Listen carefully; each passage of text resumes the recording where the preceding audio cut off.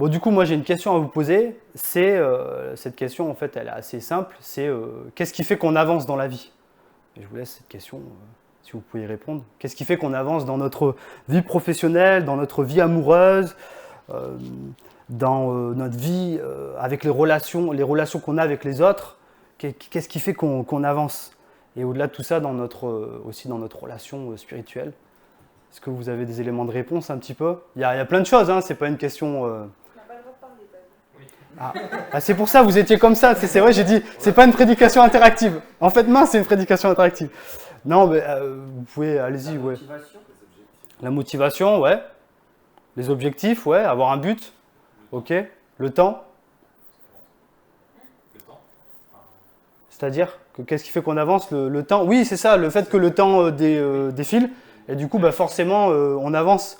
On prend du poil blanc, des cheveux blancs. Enfin, moi, c'est terminé les cheveux. Mais oui, voilà, toutes ces réponses sont justes, évidemment. Moi, je veux vous conduire à une seule réponse. C'est comme la voiture a besoin de carburant pour avancer, l'être humain sur Terre, il a besoin d'être encouragé pour avancer. Et moi, je le crois très profondément. Je pense qu'on a tous besoin d'avoir des paroles encourageantes, d'avoir des gens qui nous encouragent pour avancer. Et si on n'a pas ça, si vous dites à un enfant quand il grandit, vous l'éduquez, vous ne l'encouragez pas dans sa croissance, et ça s'est vu, statistiquement parlant, les scientifiques le montrent, si on ne stimule pas l'enfant, si on ne l'encourage pas à apprendre, à aller de l'avant, à ne plus avoir peur, il ne va pas avancer dans son cheminement en fait. Et donc l'enfant, il a besoin d'encouragement. Ça, on le sait. Mais quand on devient adulte, malheureusement, c'est comme s'il y avait quelque chose qu'on oublie. On dit, on oublie d'être des personnes encourageantes. On a besoin d'avoir des personnes qui nous encouragent pour avancer, comme la voiture a besoin de carburant. Et du coup, l'encouragement, c'est quoi?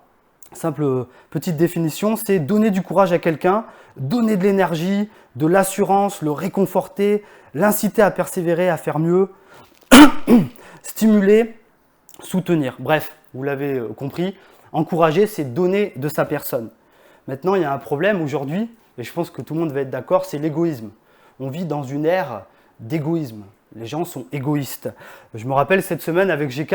GK n'a pas été égoïste, il est venu m'aider à ramasser de la terre et des débris qu'il y avait devant chez moi. On a fait plein de remorques à la déchetterie, et à un moment donné, on a vidé une remorque, on rentre ici pour continuer le travail, il y avait encore du travail, et il y avait une personne qui faisait du stop. Et du coup, on s'est dit, qu'est-ce qu'on fait? On s'arrête, on la prend. La personne monte et celle-ci nous dit, ça fait 25 minutes, en fait sa voiture est tombée en panne, ça faisait 25 minutes qu'il était en train de faire du stop en plein cagnard, personne ne le prend. Les gens s'en fichent, il y a une forme d'égoïsme. Et bon, après on dit les gens, mais en fait, il ne faut pas qu'on s'exclue. On est les gens, on a tous une forme d'égoïsme. Après, on a tous une forme aussi d'altruisme, mais on est tous un peu égoïstes. Et du coup, moi, la question, si on a besoin d'encouragement, parce que c'est notre carburant pour avancer, ça serait comment encourager? Et du coup, on va prendre un texte dans les Écritures, donc dans la parole, et on va voir cette thématique-là ensemble. Donc je vais lire un livre qui s'appelle Actes des apôtres, et je dirai au chapitre 4, versets 32 à 37. Et du coup, si vous n'avez pas la Bible, voilà, c'est déjà affiché là par notre brillant Pendragon. Merci.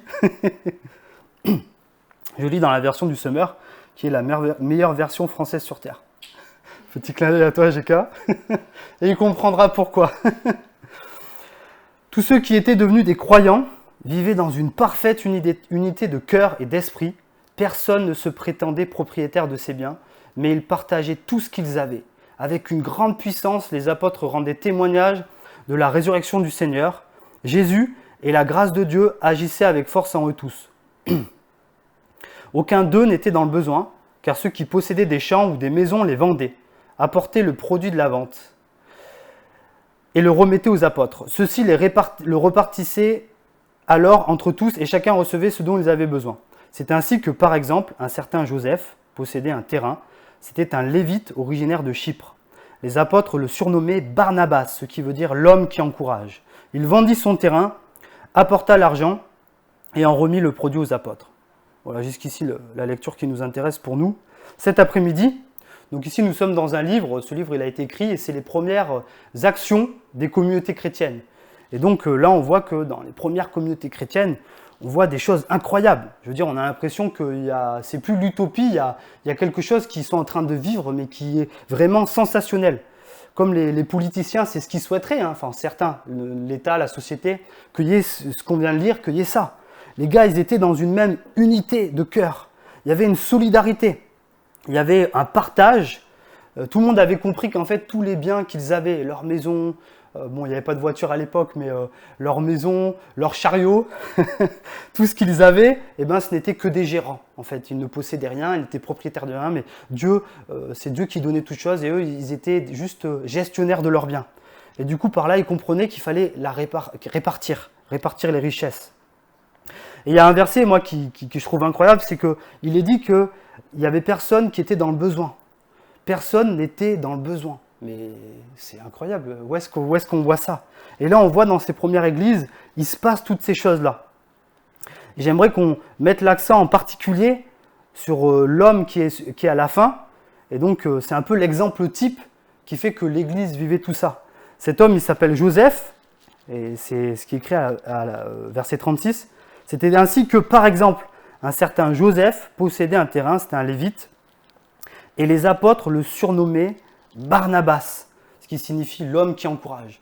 Il y a quelque chose ici de juste incroyable, c'est qu'en fait, cet homme, il a un prénom, mais il est tellement dans l'encouragement, il est tellement en train de donner de l'énergie, donner de la positivité aux autres, que les apôtres eux-mêmes l'ont surnommé Barnabas. Et après, si vous lisez ce livre un petit peu plus tard dans les chapitres, il n'est plus jamais surnommé Joseph, il est surnommé Barnabas, qui signifie l'homme qui encourage. En fait, il y a eu un changement de nom, parce que son nom ne reflétait pas sa personnalité, ils lui ont carrément donné un surnom, quoi. C'est comme si quelqu'un, par exemple, on disait, il reflète tellement la paix, on va l'appeler Shalom. Je dis n'importe quoi, mais on va l'appeler un truc qui veut dire la paix. Et c'est quelque chose de très fort, je trouve. Et du coup, je me suis posé la question, et on va faire cette enquête tous ensemble. Qu'est-ce qui fait j'ai mis au défi son nom. J'ai dit, ok, on l'appelle l'homme qui encourage, donc j'ai cherché, et je me suis dit, qu'est-ce qui fait que... Est-ce qu'il a vraiment du courage? J'ai mis au défi son nom. Et donc, j'aimerais qu'on voit ensemble 3 points où on va voir que c'était un homme, en effet, qui était rempli de courage. Le premier, en fait, il est dans notre texte que nous venons de lire ensemble. Il nous est dit qu'il vendit un champ. Donc, on se dit, bon, bah, le gars, ok, c'est cool, il a vendu un champ, rien d'exceptionnel. Bon, c'est déjà quand même quelque chose de super, quoi. Mais il nous est dit aussi que c'était un lévite. Et j'explique un petit peu rapidement ce que c'est un lévite. Un lévite, en fait, c'était une personne qui appartenait à la famille de Lévi, c'était dans l'Ancien Testament, et ils étaient destinés, en fait, à tout ce qui est ordre cultuel, tout ce qui est attrait au culte. Donc, à l'époque, il y avait le temple, et c'était donc soit des assistants des prêtres, soit des prêtres. Donc, en gros, ils étaient responsables de tout le côté pratique du temple, ou responsables de la conduite du culte. Et il y a quelque chose qu'il faut savoir, c'est que selon la loi, en fait, les Lévites, puisqu'ils étaient adonnés au Seigneur et ils donnaient leur vie pour Dieu, et du coup, ils ne travaillaient pas, c'était ça leur travail, et bien Dieu, en fait, leur donnait une maison et leur donnait un champ, mais en fait, c'était un bien qu'ils avaient, c'était un droit qu'ils avaient qui était inaliénable. C'est-à-dire qu'en fait, ce jour-là, Barnabas, il a donné son champ, et son champ, en fait, c'était quelque chose qui comment dire, au-delà qu'il le possédait, c'est quelque chose que dans la loi, Dieu lui avait confié, lui avait donné. Et lui, il décide en fait de sortir de sa sécurité et de vendre son champ. On peut dire en quelque sorte que c'était sa sécurité. À l'époque, ils avaient une maison, et s'ils la vendaient, quoi qu'il en soit, c'est un peu compliqué, mais j'explique rapidement, au bout de la 50e année, on appelait ça le jubilé, et même s'il vendait son champ, au bout de 50 ans, ça revenait pour sa descendance, pour sa famille. C'est quelque chose qui était inaliénable. Et donc, on voit en fait qu'il le vend, et il pense aux autres, au détriment de sa sécurité financière. Et donc, c'est le premier point. Il est rempli de courage au point de tout donner.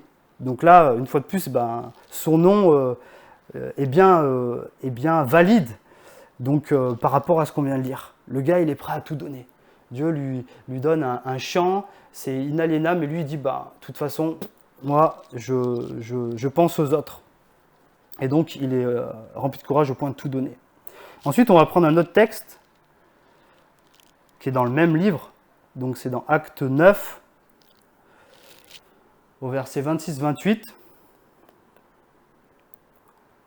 Et je vous donnerai le contexte, si tu peux mettre. À son arrivée à Jérusalem, il essaya de se joindre aux disciples, mais tous avaient peur de lui car ils ne croyaient pas qu'il fût vraiment devenu un disciple. Barnabas le prit avec lui, le conduisit auprès des apôtres et leur raconta comment sur le chemin de Damas, Saul avait vu le Seigneur. Comment le Seigneur lui avait parlé et avec quel courage il avait prêché à Damas au nom de Jésus. Dès lors, il se joignit à eux, allant et venant avec eux à Jérusalem et parlant ouvertement au nom du Seigneur.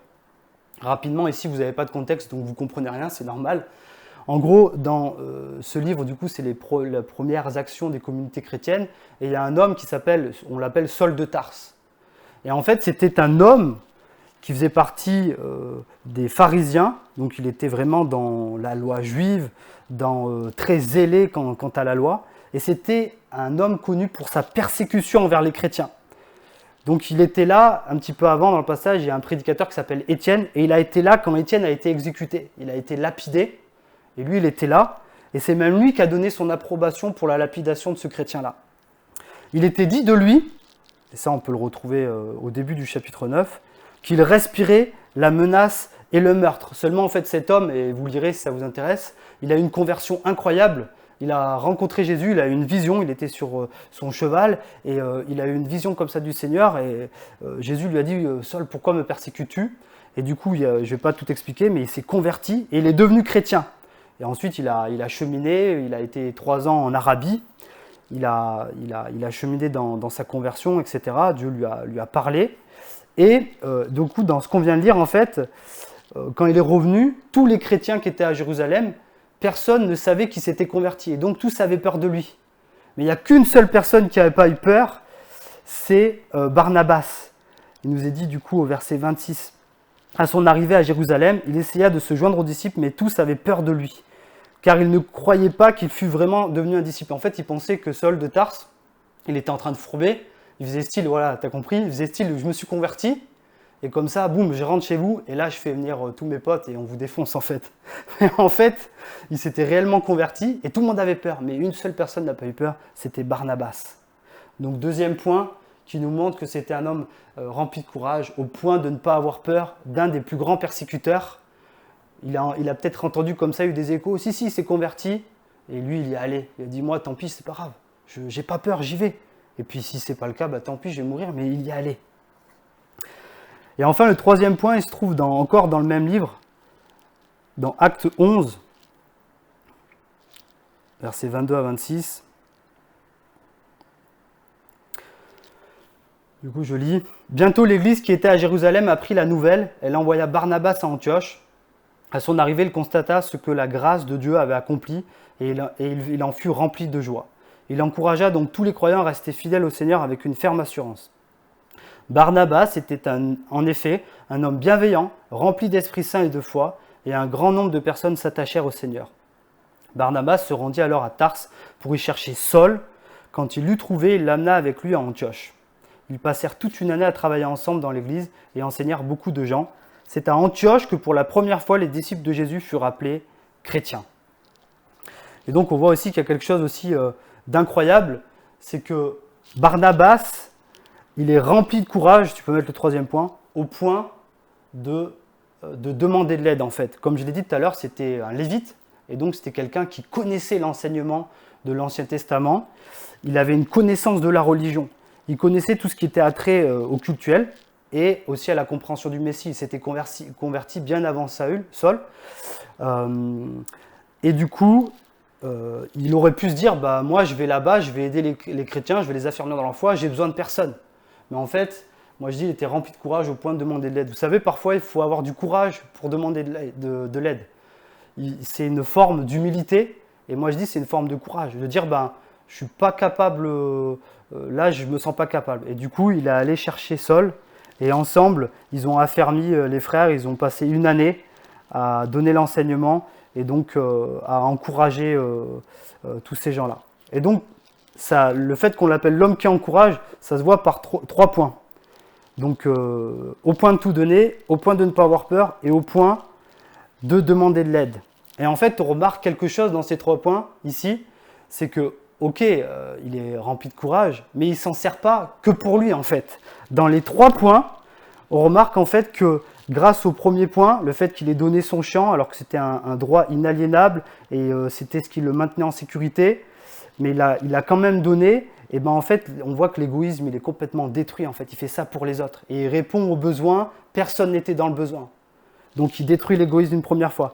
Au deuxième point, il introduit Paul auprès des apôtres. Il faut savoir que Paul, dans la littérature biblique, c'est un personnage qui est très important. Il a écrit 13 lettres dans le Nouveau Testament, il y a 27 livres, ça fait presque la moitié du Nouveau Testament. C'est celui qui a évangélisé, qui a répandu la bonne nouvelle dans tout le bassin méditerranéen, dans toute l'Asie mineure, c'est-à-dire la Turquie actuelle. C'est lui qui a vraiment il a fait une expansion de l'évangile. Et la personne qui a introduit cet homme-là, c'est Barnabas. Et donc du coup, on voit que grâce à son courage, il a brisé l'égoïsme et il a fait intégrer Paul vers les apôtres. Et enfin, le troisième point, c'est qu'aussi c'est pareil, il a encouragé les frères, mais il n'était pas seul, il est allé chercher Paul. Et même s'il avait une grande connaissance, même s'il était lévite, il a aussi vu que Paul, c'était quelqu'un qui avait plus de connaissances et qui était encore plus affermi dans cette tâche-là. Après, si vous lisez le livre, il va partir en mission avec lui. Et donc on voit que ces 3 points, voilà, l'égoïsme est détruit, et c'est du courage, ce courage qu'il a, ce courage qu'il puise, eh ben, il le donne aux autres. Et qu'est-ce qu'on remarque du coup? Eh ben, on remarque qu'en fait, tous les gens, ils avancent. C'était le titre du message. D'ailleurs, je ne l'ai pas dit, tu l'as... Voilà. Le titre du message, c'était « Avancer » en fait. Ben si, j'avais posé la question, qu'est-ce qui fait qu'on avance? Voilà. Et en fait, on voit que ici, qu'est-ce qui fait que les gens avancent? Eh ben, c'est grâce en fait à Barnabas qui a du courage, il leur donne des encouragements et les gens avancent en fait. C'est pas le courage qu'on peut dire dans le monde, c'est-à-dire sur les vidéos YouTube, tout ça, tout à l'heure on rigolait, tout ça. Ouais, si tu veux du courage, si tu veux toucher 3 500 € par mois, il faut que tu ailles faire du sport pour toi, il faut que tu gagnes de l'argent pour toi, il faut que tu aies ta maison pour toi. Et donc ça, c'est une forme de courage, mais qui est centrée sur l'égoïsme. Mais la Bible nous encourage en fait à être des Barnabas, à avoir du courage, mais du courage qui tend vers les autres, du courage qui fait avancer les autres. Et on voit que Barnabas, il fait ça, mais il avance aussi en même temps. Vous voyez? C'est très encourageant. Et donc voilà, c'est ce que je dis. Tout le monde avance, c'est lui aussi, parce que les gens ont du carburant, l'encouragement. Alors maintenant, on va se poser une question, c'est comment est-ce possible d'être un Barnabas? Comment est-ce possible donc du coup de ne pas être égoïste et d'être rempli de courage et du coup d'encourager les autres? Et bien voyez-vous, Barnabas en fait c'était peut-être quelque chose, il avait peut-être ce truc en souterrain, qu'il était jovial et qu'il était encourageant, mais en fait Barnabas puisait son courage en fait en Jésus-Christ. Et si on reprend ces 3 points, Jésus-Christ les a parfaitement exécutés. Barnabas n'était qu'un homme, et c'était un homme qui était quand même faillible, bien qu'il soit l'homme qui encourage. On voit aussi qu'à un moment donné, dans les Actes des Apôtres, on voit bien que c'était un homme, puisqu'il ne s'est pas mis d'accord avec Paul. Et du coup, d'ailleurs, c'est ce qui a fait qu'ils se sont séparés. Mais Jésus-Christ accomplit parfaitement ces 3 points. Et Barnabas puisait son encouragement du fait que Jésus-Christ a absolument tout donné sur la croix. Comme Barnabas a tout donné en donnant un chant, lui, Jésus-Christ, a tout donné sur la croix. Il n'a pas eu peur, le deuxième point, de la croix. À un moment donné, il était au jardin de Gethsémanée et a prié son père et a dit « Père, que cette coupe s'éloigne de moi, toutefois, pas ma volonté, non ma volonté, mais la tienne. » Et donc on voit que Barnabas, il a puisé ça. Et aussi Jésus, quand il était sur terre, il aurait pu, lui par contre, il aurait pu s'autosuffire. Il était dans une condition d'être humain, mais il aurait pu s'autosuffire. Mais il demandait de l'aide, il a eu des disciples qui l'ont aidé, qui l'ont épaulé aux tâches et à toute autre chose. Et donc en fait, si on veut avancer dans nos vies, vous pouvez partir d'ici et vous dire, ok, je vais, ce qu'il m'a dit, tout ça, je peux puiser mon courage peut-être dans des vidéos YouTube, justement, de motivation, ouais, ça me donne du courage, etc. Mais nous, en fait, chrétiens, on pense en fait que tout le monde va partir d'ici et tout le monde va continuer à avancer. Comme tu as dit, le temps, quoi qu'il en soit, on est obligé d'avancer. Si tu n'avances pas, c'est quelque chose, tu es obligé d'avancer dans ta vie. Mais il y a un endroit où on ne peut pas avancer si on n'accepte pas Jésus-Christ qui est mort sur la croix, c'est notre relation spirituelle, c'est notre vie spirituelle. Parce que la Bible dit en fait que cette relation est complètement coupée. Et donc il faut une réconciliation. Et cette réconciliation, Dieu la donne en fait en envoyant son fils Jésus-Christ mourir sur la croix. Barnabas l'avait compris, il avait saisi ce message, bien qu'il était lévite, il était tout attrait à ces choses qui étaient dans l'Ancien Testament, le temple, tout ça. Il a pourtant donné son chant et ça montrait aussi que tout ce qui était le temple, tout ça, il savait que ça n'avait plus aucune signification. Avant, le temple, c'est là où il y a la présence spéciale de Dieu. Maintenant, il savait, Barnabas, que la présence spéciale de Dieu, elle est donnée par son Esprit Saint qu'il a envoyé dans Acte 2. Donc, vous voyez, on est encore dans le même livre. Les gens attendaient absolument le don de l'Esprit. Ils l'ont attendu, ils l'ont reçu. Barnabas l'a reçu et c'est ce qui fait qu'il était une source, qu'il avait du courage comme ça. Il avait un très grand courage. Et j'aimerais donner aussi la définition du courage. C'est la force de caractère, une force de caractère, de morale qui permet d'avancer malgré le danger. La souffrance, les revers, les circonstances, on en a parlé au début. On peut avoir un travail et puis le lendemain, on peut être au chômage. Il n'y a rien qui est sûr dans la vie. C'est d'avancer malgré les difficultés, avoir de l'ardeur, le fait d'agir, le fait d'avoir de l'énergie dans l'action, et ça s'oppose à la lâcheté, à la peur. Et on voit que tout ça, à chaque fois qu'on lit cet homme, il était rempli de toutes ces caractéristiques-là. Il était prêt à rencontrer quelqu'un qui persécutait, il ne savait pas s'il était réellement converti, mais il était prêt à mourir, parce qu'en fait, c'était le Seigneur qui lui donnait ce courage-là par le Saint-Esprit. Et donc, comment encourager les autres ?